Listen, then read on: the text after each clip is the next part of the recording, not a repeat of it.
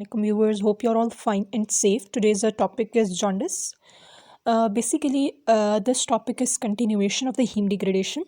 In heme degradation, we have studied that how heme is degraded and is converted into bilirubin and how bilirubin excretes from our body. So let's start this video. So what is jaundice? As we have studied in the previous video of heme degradation, that heme is converted into the bilirubin and bilirubin is converted into the conjugated bilirubin in the liver, and then the conjugated bilirubin excrete out in the in the bile, and then it converts into different products, and through these products it will remove from our body. So if the bilirubin is not removed from our body and it get deposited in our body at different sites, so it can cause jaundice. So basically, what is jaundice? Simply, it is the bilirubin deposition. It may be due to the different causes. We will study what are the causes of it. Then what are the conditions or what are the symptoms, signs and symptoms of jaundice? Yellow color of skin, nail beds and sclera because of the deposition of the bilirubin. Okay. Then the blood bilirubin level increases in jaundice. Basically, the normal bilirubin level is 1 milligram per deciliter. In case of jaundice, it will be 2 to 3 milligram per deciliter. Okay, now we will discuss what are the main causes of jaundice. So the main causes of jaundice are enzyme deficiency, liver damage, or basically the liver cell damage, and obstruction of the bile duct. It may be due to stone formation in the bile duct, then increased production of the bilirubin level. Okay, it depends upon the conditions. Okay. So basically, as we have studied different enzymes in the heme that take part in heme degradation, if one of those enzymes is deficient, then it will be the cause of the jaundice. On the other hand, increased production of bilirubin. In this case, as we have studied that bilirubin is produced by the degradation of the heme, and heme is present in, basically heme is a part of the haemoglobin, basically हम उसे कह रहे हैं. In case अगर हमारे पास RBC की degradation ज़्यादा हो रही हो, रेड ब्लड सेल्स किसी भी कॉज की वजह से, maybe some genetic cause हो सकती है, जैसे कि सिकल सेल एनीमिया है.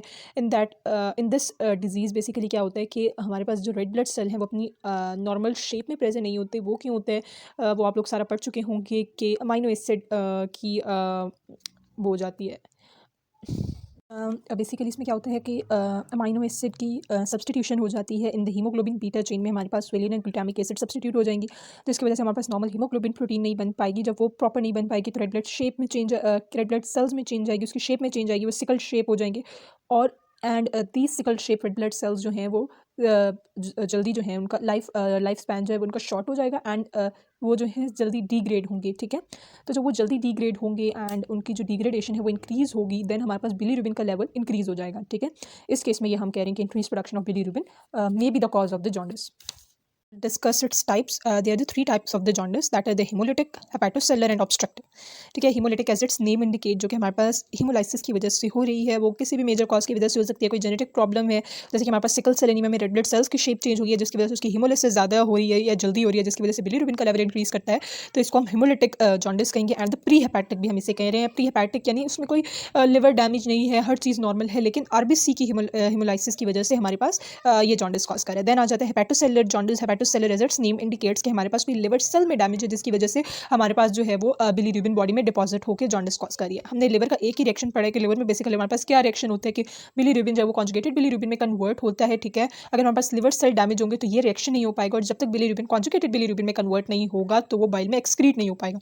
एज अ रिजल्ट वो यहाँ पे एक्यूमुलेट होना स्टार्ट कर देगा, डिपॉजिट होना शुरू हो जाएगा. देन आ जाता है ऑब्स्ट्रक्टिव जॉन्डिस. इस केस में हमारे पास हर चीज़ नॉर्मल है अभी तक, यानी उसके कोई आरबीसी का भी कोई इशू नहीं है, उसका लिवर भी नॉर्मल है, जो बिलीरुबिन है वो कॉन्जुगेटेड बिलीरुबिन में भी कन्वर्ट हो रहा है. लेकिन फिर मसला किधर है कि हमारे पास जो बाइल डक्ट है उसमें ऑब्स्ट्रक्शन है, या तो उसके अंदर कोई स्टोन्स प्रेजेंट है या वो ऑब्स्ट्रक्ट हुई है, जिसकी वजह से हमारे पास जो बाइल है वो पास नहीं हो रहा और मूव नहीं कर पा रहा है towards the intestine and kidneys. ठीक है, अब हम इन तीनों टाइप्स को डिटेल में डिस्कस करते हैं.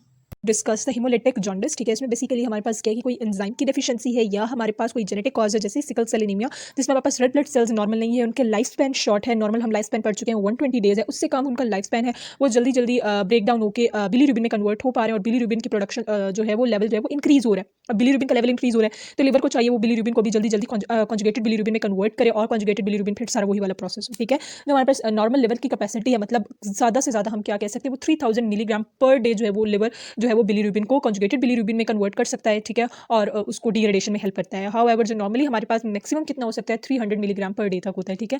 अगर हमारे पास इससे भी ज़्यादा लेवल बिलीरुबिन का बढ़ जाए ना, तो क्या होता है कि हमारे पास लिवर जो है वो इतना फास्टर उससे कॉन्जुगेटेड बिलीरुबिन में कन्वर्ट नहीं कर पाता है, क्योंकि उसकी रेट ऑफ सिंथेसिस बिलीरुबिन का इंक्रीज हो चुका है, ठीक है, सिकल सेल एनीमिया की वजह से, जिसकी वजह से हमारे पास जो बिलीरुबिन जो है ना वो अनकॉन्जुगेटेड रह जाता है। लिवर की इतनी कैपेसिटी नहीं है कि वो इतने ज़्यादा लिवर की इतनी कैपेसिटी नहीं है कि वो इतने ज़्यादा बिलीरुबिन को कॉन्जुगेटेड बिलीरुबिन में कन्वर्ट करे, जिसकी वजह से हमारे पास अनकॉन्जुगेटेड बिलीरुबिन का लेवल क्या हो रहा है, बढ़ रहा है, ठीक है। एक ये हमारे पास केस हो सकता है कि अनकॉन्जुगेटेड बिलीरुबिन का लेवल इंक्रीज हो जाएगा। दूसरा, जितना हमारे पास बिलीरुबिन कॉन्जुगेटेड बिलीरुबिन में कन्वर्ट हुआ है वो यूरोबिलिनोजन में आगे जाके उसने कन्वर्ट करना है, जिसकी वजह से हमारे पास यूरोबिलिनोजन का लेवल भी जो है वो इंक्रीज कर जाएगा, ठीक है। अनकॉन्जुगेटेड बिलीरुबिन तो बॉडी के अंदर एक्यूमुलेट हो गया ना, फिर वो बेसिकली क्या कॉज करेगा, यही येलोइश कलर प्रोड्यूस करेगा इन द स्किन, और ये सारा कुछ कॉज करेगा। और जो यूरोबिलिनोजन का जो लेवल इंक्रीज हुआ है उसने आगे बेसिकली स्टर्कोबिलिन, और हम पढ़ चुके हैं वो किसके अंदर, स्टर्कोबिलिन में कन्वर्ट हो जाता है, और यूरोबिलिन में भी कन्वर्ट हो जाता है, ठीक है, इसमें कन्वर्ट हो जाएगा। और कुछ जब एंटेरोहेपेटिक सर्कुलेशन में दोबारा से रिसाइकल हो जाता है तो इनका लेवल भी बढ़ जाएगा, जिसकी वजह से हमारे पास यूरिन का कलर और जो फीसिस का कलर है उनमें चेंजेस हमें शो होंगे। यूरिन का कलर डार्क येलो हो जाएगा, और जो हमारे पास एंटेरोहेपेटिक सर्कुलेशन में उसमें भी यूरोबिलिन जो है वो दोबारा से उसका लेवल इंक्रीज हो जाएगा, ठीक है। तो हिमोलिटिक बेसिकली इसकी मेजर कॉज क्या थी, कोई भी जेनेटिक कॉज या कोई एंजाइम डेफिशिएंसी की वजह से हमारे पास ये जो जॉन्डिस कॉज हो रहा है तो वो है haemolytic jaundice. Now we will now discuss the hepatocellular jaundice, ठीक है। इसमें बेसिकली हमारे पास इसकी मेन कॉज क्या है कि लिवर सेल डैमेज की वजह से हो रहा है, ठीक है। लिवर में हमने एक रिएक्शन पढ़ा है जो कि इंपॉर्टेंट होता है लिवर में, वो क्या है कि बिलीरुबिन जो है वो कॉन्जुगेटेड बिलीरुबिन में कन्वर्ट होता है, ठीक है। अब लिवर ही हमारे पास डैमेज है तो ये रिएक्शन नहीं हो पाएगा, जिसकी वजह से अनकॉन्जुगेटेड बिलीरुबिन का लेवल हमारे पास इंक्रीज हो जाएगा और अनकॉन्जुगेटेड हाइपर बिलीरुबिनीमिया हो जाएगा हमारे पास, ठीक है। उसके अलावा जो हमारे पास यूरोबिलिनोजन बना है ना वो भी एक्सक्रीट होगा, उसकी प्रोडक्शन भी ज़्यादा होगी, जिसकी वजह से हमारे पास यूरिन वही डार्क हो जाएगा, ज़्यादा डार्क येलो कलर में होगा, स्टूल्स का कलर पेल क्ले कलर हो जाएगा, ठीक है। और जो हमारे पास हमने थर्ड जो पॉइंट एंटेरोहेपेटिक सर्कुलेशन है ना वो इसकी डिक्रीज हो जाएगी, क्योंकि हमारे पास लिवर ही प्रॉपर फंक्शन नहीं कर पा रहे, ठीक है। और बेसिकली हम पढ़ते हैं क्लिनिकल एंजाइमोलॉजी में कि हमारे पास कुछ एंजाइम्स होते हैं जो कि कोई भी डिजीज़ को इंडिकेट कर रहे हैं या किसी भी हमारे पास प्रॉपर्ली ऑर्गन वर्क नहीं कर रहा है तो उसको वो इंडिकेट करते हैं। तो अब यहाँ पे हमारे पास लिवर सेल डैमेज है, एज अ रिजल्ट हमारे पास कुछ एंजाइम्स का लेवल जो है वो भी इंक्रीज हो जाएगा, ठीक है। अब ये डिफरेंस है इसके अंदर, जैसे कि हमारे पास एलेनिन ट्रांसमाइनेज और एस्पार्टेट ट्रांसमाइनेज का लेवल इंक्रीज हो जाएगा, जो कि इंडिकेट करेगा कि अच्छा हमारे पास बाकी कंडीशंस तो सेम है कि हमारे पास पेल कलर है उसका स्किन का, पेल येलो कलर है स्किन का, उसका यूरिन भी जो है वो dark and yellow in colour है, तीनों के सिम्टम्स सेम है। उसके अंदर कंडीशंस थोड़ी डिफरेंट है। हेपेटोसेलर में बेसिकली हम फिर किससे अंदाज़ा लगा सकेंगे कि अच्छा इसका जो है ALT और AST का प्लाज्मा लेवल जो है वो इंक्रीज़ हुआ है, इसकी वजह जो जॉन्डिस है ये किस टाइप का हेपेटोसेलर जॉन्डिस है, मतलब हमारे पास लिवर सेल की कोई डैमेज है जिसकी वजह से ये जॉन्डिस हुआ है, ठीक है। कि दोस्तों द थर्ड टाइप जो हमारे पास क्या वो क्या है, ऑब्स्ट्रक्टिव जॉन्डिस है। इट्स नेम इंडिकेट कि इसमें हमारे पास क्या है कि ऑब्स्ट्रक्शन हो गई है बाइल डक्ट की, बिलीरुबिन नॉर्मली कॉन्जुगेटेड बिलीरुबिन में भी कन्वर्ट हो गए हैं, कोई जेनेटिक प्रॉब्लम भी नहीं है, मतलब रेड ब्लड सेल भी नॉर्मल है।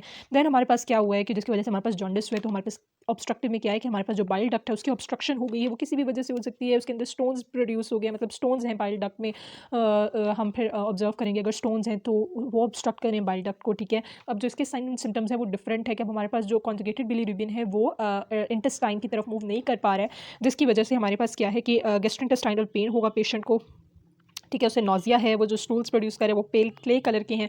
उसके अलावा जो हमारे पास यूरिनरी यूरोबिलिनोजन है वो एब्सेंट होगा, ठीक है। और जो हमारे पास कॉन्जुगेटेड बिलीरुबिन का जो लिवर में प्रेजेंट था ना वो देन ब्लड में मूव कर जाएगा और उसका लेवल जो है कॉन्जुगेटेड बिलीरुबिन का लेवल ब्लड में इंक्रीज कर जाएगा। तो ये इसकी डिफरेंट कंडीशंस होंगी, इसके साइन एंड सिम्टम्स होंगे, ठीक है।